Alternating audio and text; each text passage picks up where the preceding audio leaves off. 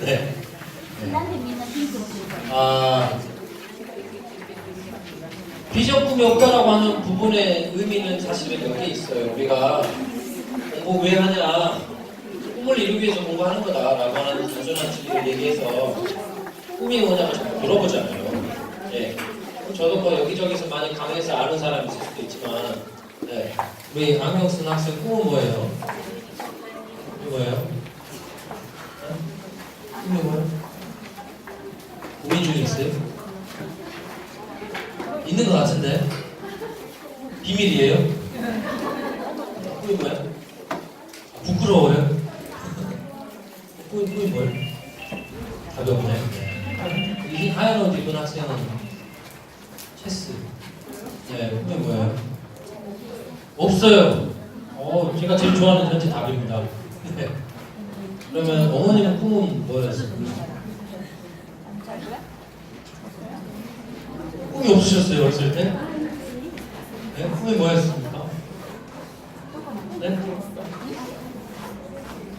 세계 일주. 맞아, 꿈이 이래야 돼요. 이런 게 꿈이어야 된다, 진짜. 꿈이 없거나. 꿈이 없지만 찾고 있는 거겠지, 그죠? 네.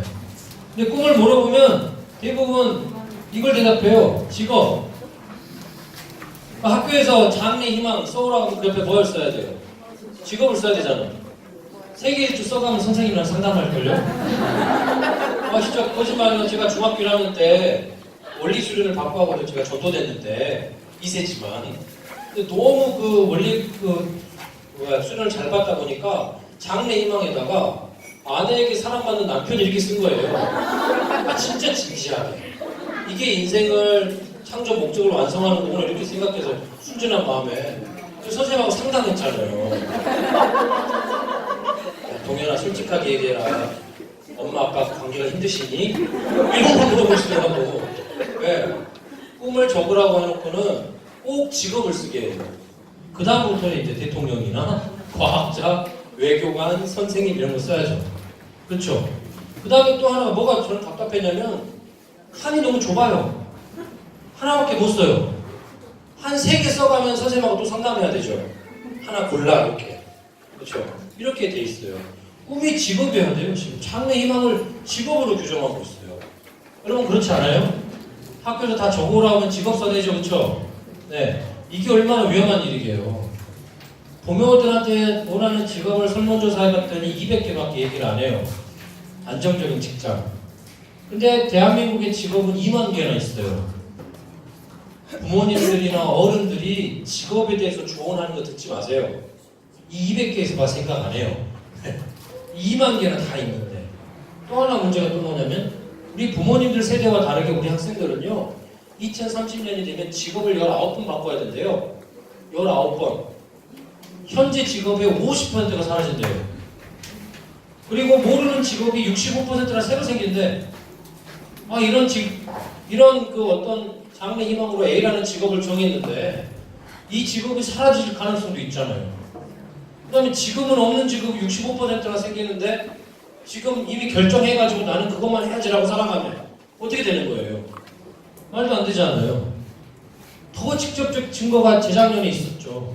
알파고가 한국에 막 화제가 됐었을 때 영국의 옥스퍼드 대학이 미국에 있는 직업 702개를 하나하나 다 조사를 해봤대요.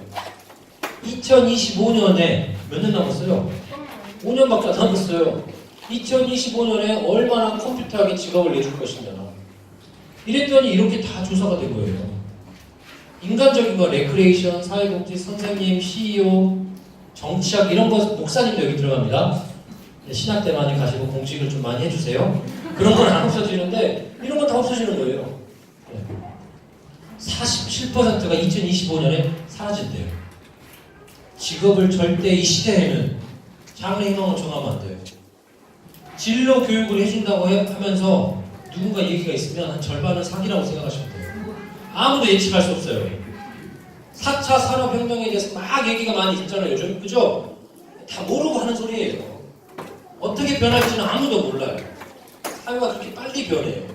그러니까 미래를 예측하는 게 중요한 건 진짜 아니에요. 그러니까 직업을 중심으로 미래의 비전이나 꿈을 생각하면 여러분 절대 안 됩니다. 네. 그래서 엘빈 토플러라고 하는 되게 유명한 건데요. 유명한 미래학자예요. 한국 사람, 한국을 조사해봤더니 미래에 필요도 않은 지식, 존재하지 않은 직업을 위해 하루에 15시간을 낭비하고 있다고 얼마나 해조선인지 외국 사람이 보고 판단해줬어요. 네. 불쌍한 거죠. 뭐 어떻게 하라는 거냐. 아웃라이어라는 2000년대 초반에 유명한 베스트셀러였습니다. 1만 시간의 법칙. 하나의 요소에 10년 동안 투입을 하니까 다 최고 수준이 올라가더래요. 그러니까 1만 시간 동안 한 영역을 진짜 집중해서 파자. 이런 책이 베스트셀러가 됐어요. 근데 이 사람이 이런 연구 결과를 반박하는 연구가 나오기 시작했습니다. 데이비드 에스타인이라고 하는 이 사람이 스포츠젠, 그러니까 스포츠에 대한 어떤 그 본능적으로 세포 그러니까 스포츠에 대해서 선천적인 재능이 있었던 사람하고 후천적으로 노력을 열심히 했었던 사람하고 비교를 해봤던 거예요. 그랬더니 아무리 아사다마하고 열심히 하더라도 김연아를 이길 수 없었던 거죠. 네. 그러니까 어렸을 때부터 완전히 어렸을 때부터 두각을 나타냈던 선천적으로 열심히 하는 사람을 아무리 노력을 열심히 하더라도 따라잡을 수가 없는 거예요. 이거를 이제 이 사람 조사를 했어요. 스포츠에서. 이 연구팀이 잔인하게도 이 연구의 영역을 많이 넓혔어요. 한 30여 개. 음악, 예술, 공부 다. 대표적으로 이런 결과가 나와요. 신문기사에 있더라고요. 게임은 74% 선천적 재능이. 홍진호는 아무리 노력을 해도 임요한을 이길 수 없는 거예요. 네. 임요한은 완전 선천적으로 탁월하잖아. 그렇죠? 음악, 스포츠 제일 충격이 있어요. 교육, 공부는 96%가 선천적 재능이에요. 후천적으로 4%래요. 엄청 놀랬죠? 그렇지 않습니까? 네, 이거 어떻게 해야 돼요, 이거? 공부는 노력이 아니란 말인가?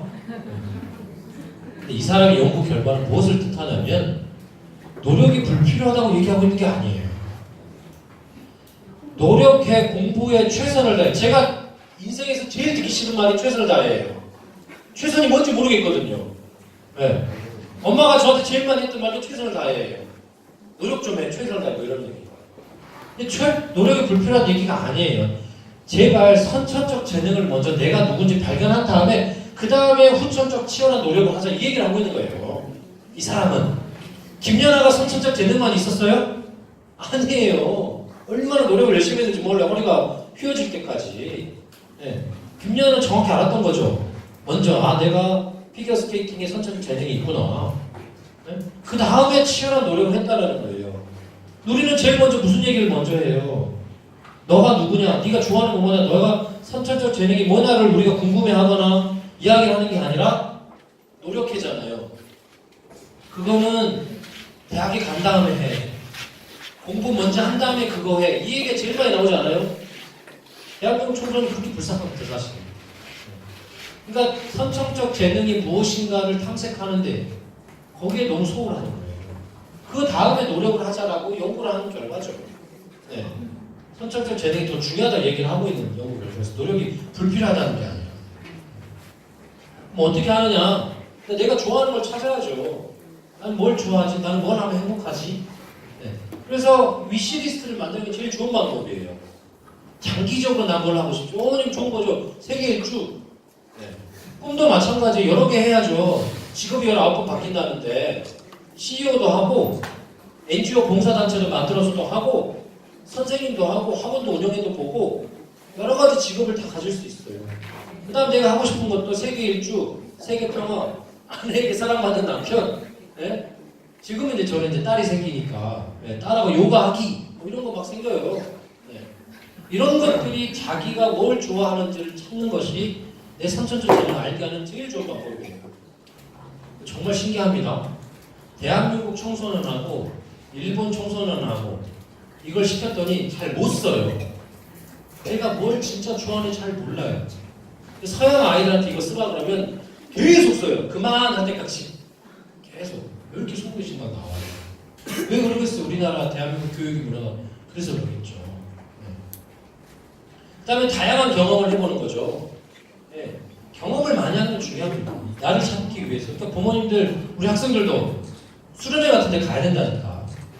예? 다양한 경험이잖아요. 세상 친구들, 새로운 친구도 많이 만나고. 이번 여름에 GTGY 있잖아요. 외국 학생들을 만나는 자리예요. 세상 친구들은 그런 거 오려고 200만원, 300만원씩 써요. 네? 이미 10만원인가? 회비가? 네, 그것도 좀 교육부에서 지원해 주시면 싸게. 네, 그런 데 가야 돼요. 자기를 알 수가 있어요. 제가 이런 걸 보면서 참부모님 말씀 찾아봤죠.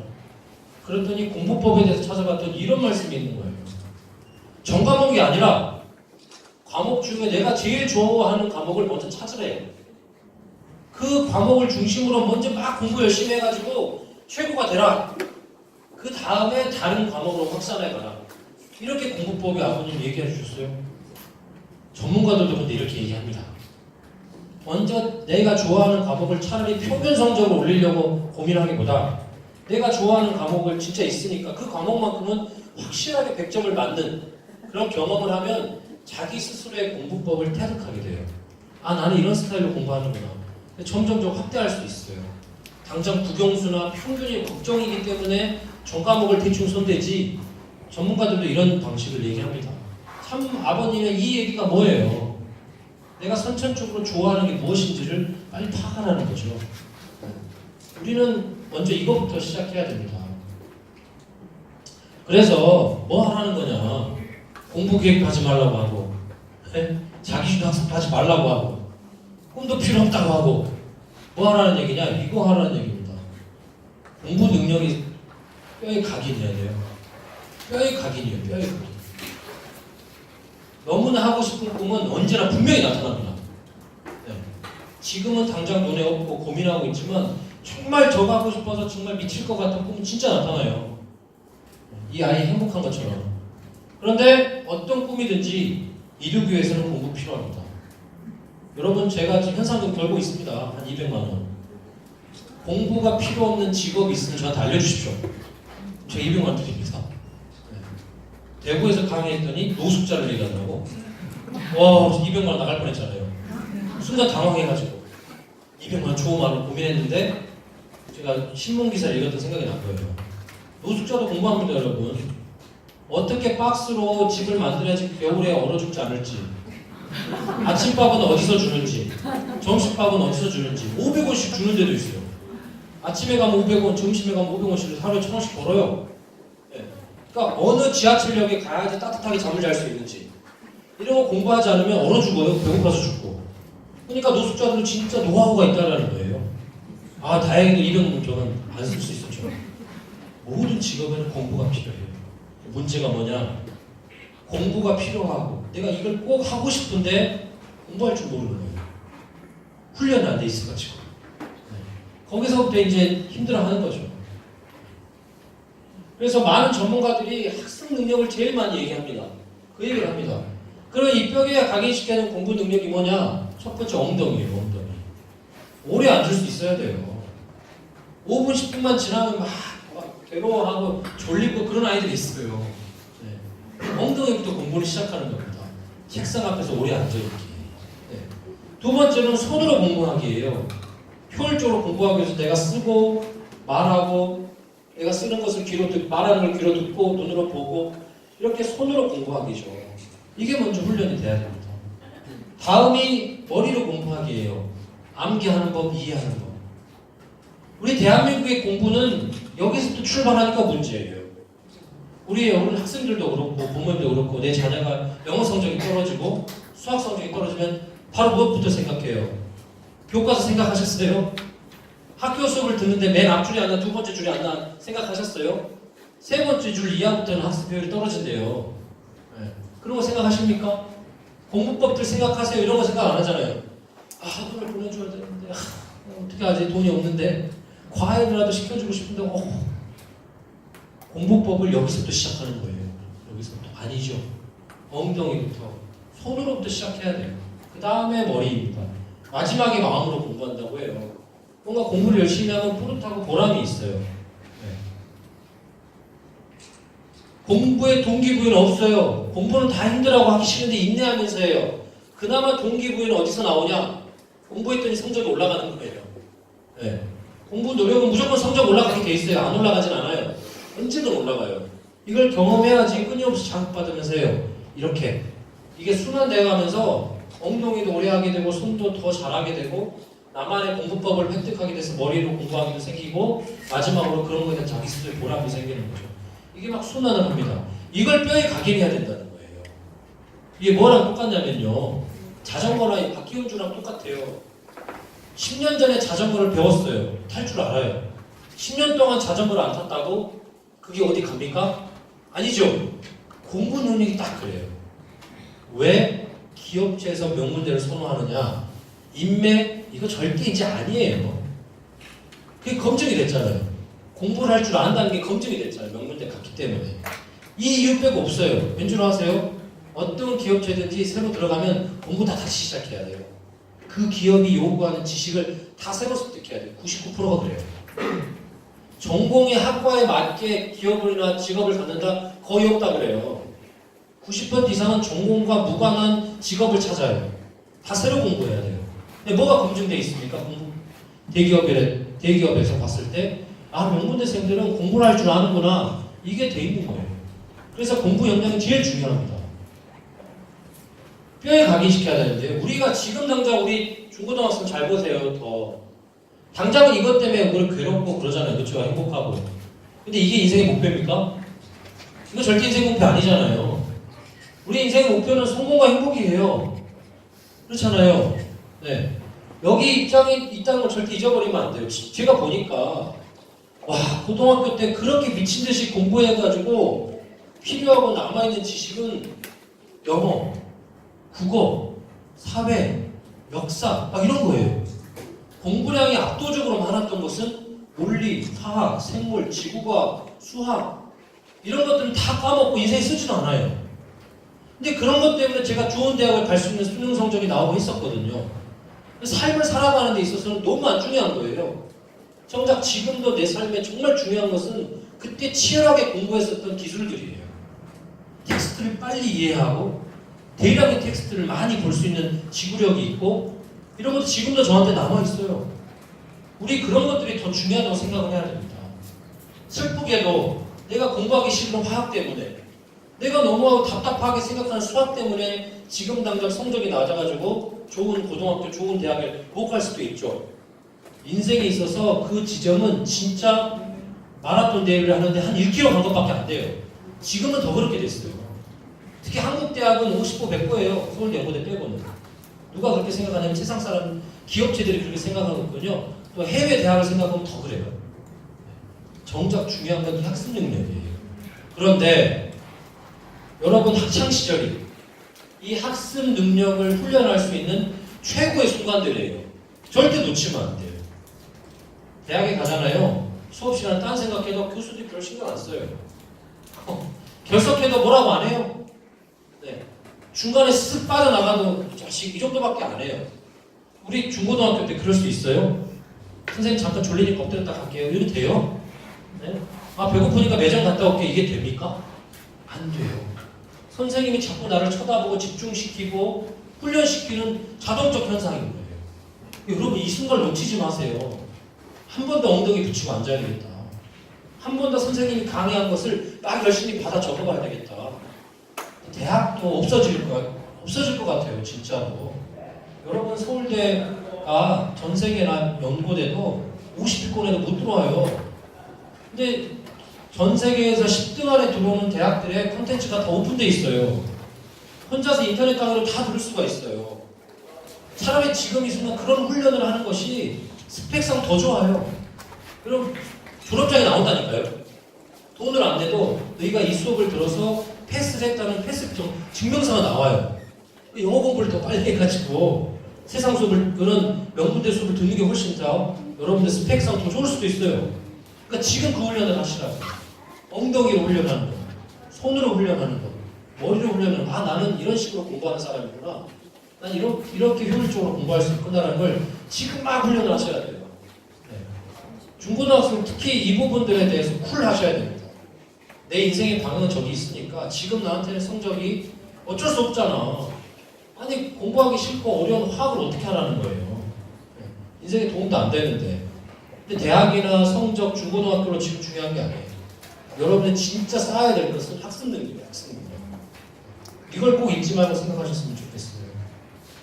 그래서 이런 결론, 앞에 것부터 다 쭉 얘기했지만 지금까지 했었던 많은 결론에 의하면 이런 공부법, 혼자서 공부해야 되고 당일 수학 복습해야 되고 영어 수학 공부법도 다 말씀드렸고 이런 것들이 있을 때 제가 처음 시작할 때 그래프에 말씀드린 게 있죠. 돈은 적게 들고 학습 효과가 높은 것. 이게 뭐라고 봤냐면 최고의 자율학습 환경을 제공하는 것이 가장 훌륭한 이 시대의 공부법이구나 라는 걸 저희는 이제 알게 된 거죠. 네. 그렇게 공부방을 저희들이 운영하겠다는 생각을 갖고 있습니다. 그랬는데 토주 스터디 센터라는 걸 세상이 만들어버렸네요. 10년 전에. 여기는 월 25만원에서 28만원 정도 한대요. 프리미엄 독서실이에요. 이 아가씨가 감시자예요. 출석 체크해요. 그리고 개개인에 맞는 카페 수준의 환경을 만들어줘가지고 이게 25만원이 통 엄청나게 벌어요. 전국에 100몇 개가 있어요. 엄청나게. 고급 아파트촌 앞에 이게 다 있어요. 그러니까 이 사람들도 알았던 거죠. 공부 잘하는 친구도 아는 거예요. 나에게 지금 필요한 것은 과외나 좋은 학원이 아니라 혼자서 공부할 수 있는 최고의 공간. 이것들이 필요하다는 걸 알게 됐던 거죠. 저희들이 제일 좋은 게 이렇게 보는 거죠. 함께 공부하는 것, 한영재가. 아버님 말씀 이렇게 있어요. 신앙도 혼자서 하기보다 함께하면 오랫동안 잘할 수 있는 것처럼 공부도 함께 해야 한다. 제가 암기까지 하고 있다니까요. 공부법에 관한 참부모님 말씀을 찾았더니 기도하고 훈독하라가 80%. 네. 함께 공부하라가 10% 이렇게 나왔어요. 함께 공부하는 거. 참사랑 감시자가 있어요. 동생들을 사랑하는 대학생들이 동생들한테 자꾸 지적합니다. 허리 좀 펴. 어깨도 주물러주고. 밑줄 좀 그어라. 야 선생님이 그때 김동현 회장님이 이렇게 수학을 풀 때 이렇게 하라고 했잖아. 자꾸 지적하는 거죠. 이거는요 애정 없이 못합니다. 정말로. 세상에 아르바이트 하는 친구들은 한 번 덜 지적하라고 하겠죠. 우리는 사랑이 있으니까요 한 번 더 지적을 해줘요. 사랑하는 마음으로. 참사랑 감시자가 있죠. 영적인 좋은 공간 진짜로. 집에서 공부하면 왜 이렇게 금방 배가 고파요? 네. TV가 있죠. 컴퓨터가 있죠. 안 돼요. 독서실 내가 자고 있으면 내가 딴짓하면 누가 체크를 해주냐고요. 여기에 오면 교회에서는 기도를 하고 시작하고 운동을 하고도 할 수도 있고 통일초를 꼭 켜놓습니다. 그 뒤에 참모님 조정을 모시고 음악도 틀어줘요. 진짜 조용한 데서 공부하면 공부에 집중에 방해가 돼요. 긴장도만 올라갑니다. 그래서 조용한 순간에는 이런 소리 하나만 나도 자기의 모든 신경을 다 뺏겨버려요. 그러니까 카페 같은 데 백색 소음이 있으면 집중력이 15%에서 20% 올라간대요. 그러니까 저희들이 이거 공부를 할 때 음악도 틀어줘요. 이런 걸 해줄 수 있는 공간이 대한민국에 있냐는 거죠. 네, 이런 요소로 공부방을 만들라고 저희들이 매일매일 공부방이나 주말 공부방을 운영을 합니다. 결론을 이제 내도록 하겠습니다. 이렇게 계단을 올라갈 때 우리는 이렇게 계단이 구성 안 돼 있죠. 그렇죠? 계단은 이렇게 구성되어 있습니다. 한 칸 한 칸씩. 공부를 잘하기 위해 높이까지 올라가려면 먼저 엉덩이 손 훈련하고 수업 중심 복습을 하고 추가 계획이 있고 진로의 방향을 설정하는 거죠. 근데 우리는 뭐부터 접근합니까? 진로부터 해라. 그 다음에 공부 잘하려면 추가 계획이 필요하던가. 그 다음에 수업을 하고 그 다음에 엉덩이 손부터 얘기하는 거예요. 아니에요. 제가 발견했었던 또 우리가 공부 연구팀에서 끊임없이 반복하고 있는 것은 공부를 기가 막히게 잘하는 친구들도 매일매일 이걸 하고 있어요. 이 두 가지를 올라간 다음에 여기로 올라가고 있지 여기부터 하고 있지 않다라는 거예요. 우리는 절대 이 부분을 착각하면 안 될 것 같습니다. 요약해볼까요? 오늘 강의 내용은 이게 끝이에요. 6가지 2시간 내내 강의했지만 네? 수업 철저 노트 교과서에 밑줄 쫙쫙 긋는다. 글 표시하고 수학 복 그렇죠. 이것만 사진 찍어 가시면 돼요. 앞에 거 다 잊어버려도 돼요. 다 잊어버려도 돼요. 수학 복습은 생각 안 나면 패스한다. 영어 복습 중심하고 오늘 수업을 국영수하고 영단어부터 한다. 못법 기초하고 엉덩이 손 훈련한다.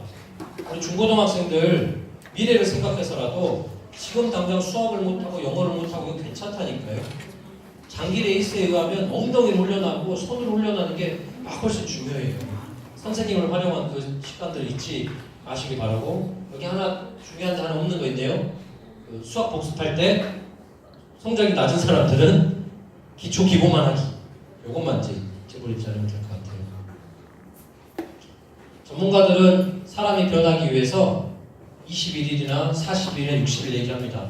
우리가 40일 이야기하죠, 그렇죠? 사탕 분립의 숫자. 네. 40일을 한번 도전해 본다는 마음도 참 중요할 것 같고, 네. 저는 이 사전을 좋아해요. 그러니까 공부방에서 우리 2세들끼리, 3세들끼리, 또 형제들끼리 같이 공부해야 합니다. 함께 공부하는 효과가 이렇게 있어요. 혼자 못하더라도 옆에서 공부 열심히 하는 사람이 있으면 그 친구가 눈치 보여가지고 자기가 떠들지 못해요. 얼마나 좋습니까? 네? 고3 학생들도 저는 괜찮다고 봐요. 고3 학생들 교회에서 공부하라고 하세요. 자율학습을 할 수 있는 좋은 공간이 없다니까요. 친구들끼리 막 떠들고 학교에서도 막 그래요. 요즘도 그렇습니까? 스카이반 저희는 있었어요. 공부 잘하는 친구들만 따로 모아가지고 막 자율학습 시키고. 지금도 있나요? 고등학교 때? 그러니까 공부 못하는 친구들끼리 자율학습을 해 얼마나 환경이 안 좋겠어요. 그러니까 함께 공부하고 이런 효과가 있죠. 그리고 포기하지 마시고. 네. 포기만 안 하면 승리합니다. 네. 아까도 수학이 80% 포기하니까 포기하지 않으면 20%다 들어요. 네. 끝까지 포기하지 않는 거. 이건 우리가 더 필요하지 무슨 성적이. 그렇죠? 네. 이게 이제 제 페이스북 좀 친구 추가 좀 해주세요. 네. 친추 받습니다. 제발 많이. 스마트폰이고 이메일입니다. 저한테 막 문자도 보내시고, 네. 페이스북으로도 이렇게 좀 문의 좀 해주시고 하면 제가 최대한 친절히 답해드립니다. 네, 상담하거나 이러실 때 연락을 주시면 좋겠습니다. 이렇게 해서 저는 공부법에 대한 강의를 마치고요. 마지막으로 제가 카프 회장으로 광고가 몇 가지 있습니다. 저는 그 통일가의 2세, 3세들 우리 전도까지 마찬가지인데 현재 가장 어려움을 뭐로 보고 있냐면 교육이 좀 체계적으로 되기가 좀 어려운 현상을 좀 보고 있어요. 그 중에 하나는 예배는 괜찮은데요. 예배는 괜찮은데 원리와 생애노정과 축복에 관한 진짜 핵심 중의 핵심이잖아요. 이걸 교육하는 게 안정적이지 않아요. 예배를 통해서는 이게 불가능해요. 1년 내내 예배를 나오지 않으니까. 그래서 단기간에 우리 부모님들이 신앙하셨던 것처럼 원리 수련, 생애노정 수련, 그 다음에 그 축복 수련 이런 게 그냥 깔끔하게 있으면 돼요. 그래서 저희들이 이번 여름에도 청평수련원과 협의가 다 끝났습니다. 앞으로는 언제나 청평수련원에 정기적으로 있을 거예요. 정기적으로. 그러니까 언제 수련이 있을 거라고 고민 안 하셔도 돼요. 이번 여름방학이 있구나. 이번 겨울방학에 수련이 있구나. 8일짜리예요. 8일짜리. 생애노정 2일, 그 다음에 원리 2일, 축복 1일, 또 자기 진로와 공부에 관한 수련 하루. 그래서 8일 동안 다 끝나게 공부를 할 수가 있습니다. 그리고 이 수련을 할 때는요, 신앙이 없는 사람을 기준으로 해요.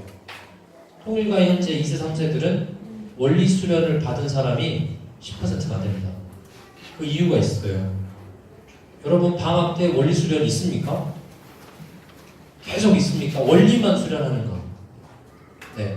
이 없어진 지가 한 10년 넘, 한 15년 정도 됐어요. 예전에는 교구마다 수련소가 있었습니다. 요즘은 그런 수련들이 다 낙후하고 노후가 돼가지고 청평 수련소 빼고는 그렇게 수련할 수 있는 공간이 없어요. 우리는 여름 수련회는 여름 캠프처럼 운영하기도 하고, 그렇죠? 그러니까 교회에서 이걸 충분히 커버하기가 되게 어려웠던 상황입니다. 청평에서 수련을 준비했는데 저희가 또 혜택은 참부모님께 또 보고도 드렸고 이기성 회장님께도 보고 드리고 또 청평 수련회 협조를 통해서 수련 회비에 저희들이 30%밖에 안 받아요. 경비에. 그래서 전주나 이런 그 사지 오지구는 7만 원에 8일 수련이에요. 하루에 10,000꼴도 안 되는 거죠. 네. 그러니까 거의 무상에 가깝죠. 교회나 교구의 지원이 있으면 거의 무상으로 수련을 받을 수가 있게 됐어요. 그렇게 해서 어떻게 해서든지 우리 통일가의 여러분 성학생들도 그렇고 부모님들도 내 자녀가 원리나 생애노정은 분명히 알고 그 다음에 고민해야죠. 통일교를 선택할 것이냐 말 것이냐 그 기회를 안 주고 있는 거랑 똑같거든요. 그런 것들을 저희들이 좀 만들었습니다. 그러니까 이번 겨울에도 대학생과 청년을 위해서도 2번 만들었어요. 28일부터 8일, 8일 이렇게 해가지고 2번 만들었고요. 또 이제 7월 말즈음에 성학생을 위한 원리수련 관점에서 다 만들었습니다. 16세 이상은요, 이 수련을 받으면 축복을 위한 교육을 다 완료한 걸로 가정국어 얘기가 끝났어요. 그러니까 2세, 3세들은 축복을 받기 위해서 앞으로 교육 안 받아도 돼요. 휴면 식구가 되면 다시 받아야 되는데 휴면 식구가 안 됐다면 그 수련으로 축복을 받을 때까지 모든 수련이 끝날 수가 있습니다. 그 다음부터 축복으로 들어볼 수도 있어요. 16세부터 약혼을 하셔도 됩니다. 네, 그렇죠. 그러니까 네, 그렇게 해서 해주시면 좋겠고요. 또 하나는 저희는 앞으로 진로에 대한 교회에서 진로에 대해서 적극적으로 서포트를 하려고 합니다. 그러니까 원리수련의 하루를 완전히 진로를 설계하고 구상해보고 공부법에 대한 부분들을 기본적으로 알고 있고 자기 개발해야 되는 것들을 하는 하루짜리 프로그램이 있어요. 표정의 꿈이라고 하고 있고요. 그런 것들을 꼭 하게 되고 지금 오늘 제가 설명드렸던 것처럼 공부방도 모든 지교회까지 만드는 것이 저희들의 꿈입니다. 적어도 주말에 프로그램 정도는 대학생들이 주말마다 거기 가서 운영할 수 있게끔 하는 그런 것까지 꿈을 좀 갖고 있어요. 그리고 저도 지금 학부 회장이 됐으니까 우리 청년 대학생들 학사 공직자들의 일본 목표가 뭐냐면 모든 지교회마다 다 청년 대학생들의 성악교사나 또 그 지역의 청년 대학생들과 함께하는 홈그룹을 만드는 대학생들을 파송하는 거예요. 그래서 지금 현재 전국에 한 70% 정도가 학생부장이 일본 어머니나 필리핀 어머니들이에요. 네. 여기 전주 같은 도시들만 대학생들이 좀 많지 대부분은 아니에요. 네. 그렇지 않도록 저희들이 목표를 가져가고 있습니다. 그런 것들이 성화를 위한 교육으로 다 진행될 수 있게 하고 또 하나 이제 마지막 저희들이 정말 좋게 생각하고 있는 게 그 교육이라고 하는 것이 교육을 진짜 강의를 잘하는 사람이 와가지고 기가 막히게 하는 것이 이제는 안 통하더라고요. 안 통합니다. 그러니까 무슨 말이냐면 원리 강의를 제일 잘하는 사람을 원리 강의 대회를 하잖아요. 그럼 심사위원이 누구예요? 원리 강의 진짜 잘하는 선배분들이나 전문가들이 나가는 분들이잖아요. 수련소의 무슨 전문 강사들. 네. 이런 접근이 틀렸다는 거예요. 네. 원리 강의를 잘하는 것을 누가 평가해야 돼요? 그렇죠. 식구님들이, 우리 학생들이 평가해야 돼요. 그래 보니까요, 평가가 분명합니다. 아무리 원리 강의에 대해서 우리 교회에서 유명한 사람이 오더라도 애들이 강의 듣다가 다 자요. 그러면 그 강의가 좋다고 할 수 있습니까? 아니잖아요. 오히려 강의는 어설프고 어눌하곤 하지만 청년 대학생들 아니면 학사 공직자분들이 강의하는 거에 대해서 학생들이 더 좋아해요. 설교도 마찬가지고 특강도 마찬가지입니다. 아무리 선배가 좀 유명한 36가정이 왔다고 해도 우리 성학생들이 눈 껌뻑껌뻑하지 잘 들을 수 있겠습니까? 아니죠. 근데 대학생이 와서 자신의 신앙의 경험, 삶에 대한 경험 되게 어설프지만 나누면요 아이들의 만족도는 거의 만점이에요. 네. 저희들도 앞으로는 이렇게 교육의 패턴을 많이 가져가려고 합니다. 그래서 우리 대학생들을 다 이런 자기들이 간증하면서 현장을 다니게 하는 부흥사로서 손색이 없어요. 왜냐면 만족도가 그걸 증명을 해요. 네. 이렇게 저희들이 계속해서 교육에 대한 혁신도 좀 가져오려고 합니다. 이게 이제 스토리텔링이죠. 네. 그렇죠. 그러니까 원리 교육도 단순히 막 이론에 집중하지 않고 스토리텔링으로 더 접근하고 이렇게 생각을 하고 있습니다. 그래서 특히 부모님들 입장에 우리 학생들도 내가 생애도정도 저희들이 이야기식으로 원리도 다 이야기식으로 꾸며놨습니다. 네. 축복 교육도 마찬가지예요. 축복이 중요하다 이런 교육을 하지 않아요. 네. 그래서 누가 강의하는 게 많지 않고요. 강의 50% 서로 이야기 나누고 50%예요. 이렇게 컨텐츠를 새로 다 개발을 했습니다. 그런 것들을 적극적으로 좀 참여하고 하면 되게 좋겠어요. 그리고 생애노정이 너무 반응이 좋더라고요. 특히 2세, 3세 여러분들은 참부모님 삶을 아는 것이 원리보다 더 중요해요. 저는 과감하게 얘기합니다. 원리보다 참부모님 생애노정이 훨씬 중요해요. 네, 당연하게도 원리 강의가 메시아가 어떻게 사는지 얘기 안 하잖아요. 그렇지 않습니까? 원리 강론에는 마치 남자만 올 것 같아요, 메시아가. 그렇죠? 지금 어머니께서 깔끔하게 얘기해 주시는 진리가 뭡니까?